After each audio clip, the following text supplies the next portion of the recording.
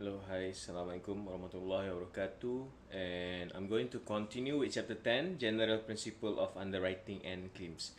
But before that, under chapter 10, we have a specific topic to discuss on the nature and structures of Takaful documents. The various Takaful documents that being used widely in our industry, the Takaful industry, the types of document. Otherwise, you will not be able to know or identify what is this proposal form, for example, what is cover note and so on.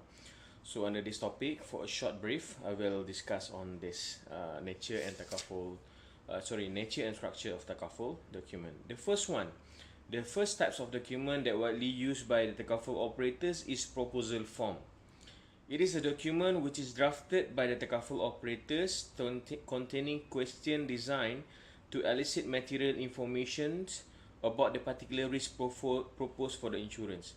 Meaning that proposal form is a proposal a form that being used by the Takaful operators to elicit information, nak dapatkan information daripada klien with regard to the risk, inherent risk. Sebab Takaful operator tak tahu apa-apa.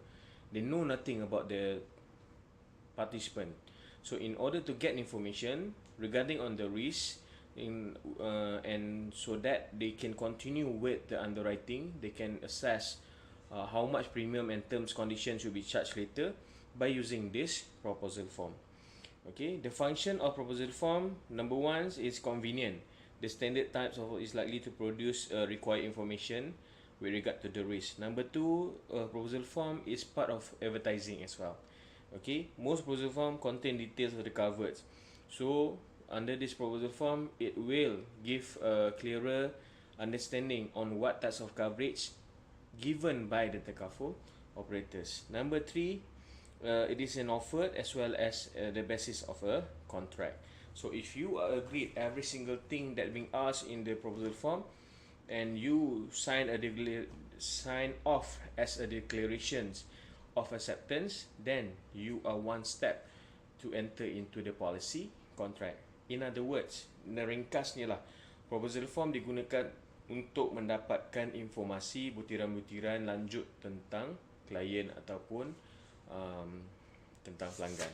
Okay, number 2, page 116, 10.1.2, policy form. Policy form is a document produced by the Takaful operator to setting out the terms and contract. The policy has to be stamped in accordance with the provision. A policy schedule form has different parts of the document and segregated from one and another. In other words, policy form is a contract. When you ask me, where is the contract? So policy is actually the policy. Policy is a contract. It is a binding agreement between the Takaful operators and the participants. So every single things that being asked in the proposal form will be transferred into the policy. As long as you accept every single benda yang dipersetujui, that it has been agreed in the policy. Contohnya, policy form to cover 50,000 values of car. So every single thing menjadi satu policy tu menjadi satu declaration, a validations toward apa yang dipersetujui that has been agreed between you dan juga Takaful operator. Number 3, cover note. Cover note is a document issued in advance of the policy because it may take some times before the policy to be issued. So cover note ni adalah orang kata document issued in advance. Kadang-kadang Takaful operators dia ambil masa nak issue policy. So they issue dulu cover note. Cover note ni one page only. Apa yang cover, bila dan siapa. Okay. Normally kalau dalam practice dulu contohnya lah, kita ada electronic cover notes, e-cover notes. Okay, untuk motor Takaful. You approach Takaful operators. Takaful operator will provide you with e-cover notes, a document issued in advance before the issuance of policy. Sebab kadang-kadang policy ni dia ambil masa banyak hari, maksud saya. Okay, so before the issuance of final policy, Takaful operators issue cover notes to declare what has been agreed. Okay, alright. Cover notes are quite extensive in several class of insurance and limited period of 14 days. Of course, yang ini semua standard lah. Tapi yang paling nak buat you faham, cover note is a document issued in advance, ataupun dia adalah dokumen sementara lah sebenarnya cover note ni. Okay, now we go to the next, number 4, endorsement. Endorsement are meant for recording on a policy document alterations to its term and condition during its currency or to vary extend the printed wording at time of the issuance. Apa-apa perubahan yang nak dibuat, any changes to be made on the policy that has been issued. Contohnya, from January to December, cover on 50,000 of stock. Somehow there is additional stock on March.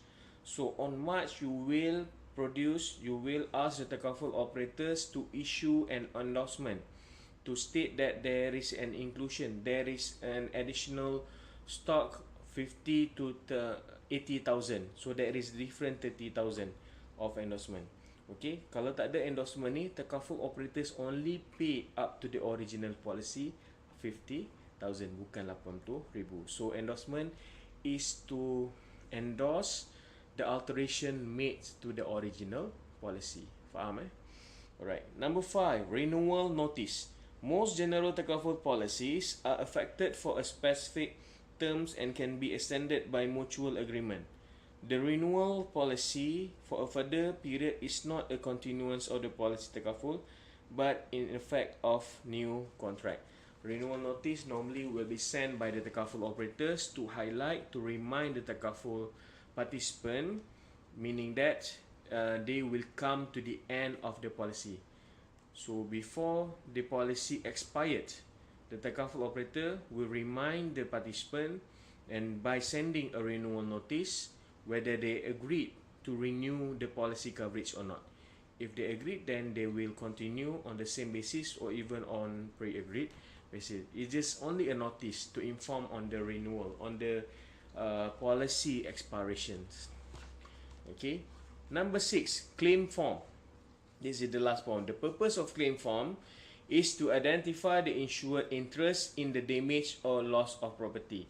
So claim form being used untuk membuat tuntutan, to claim from the Takaful operators for any damage happen, for any liabilities, for any injury sustained by the participant.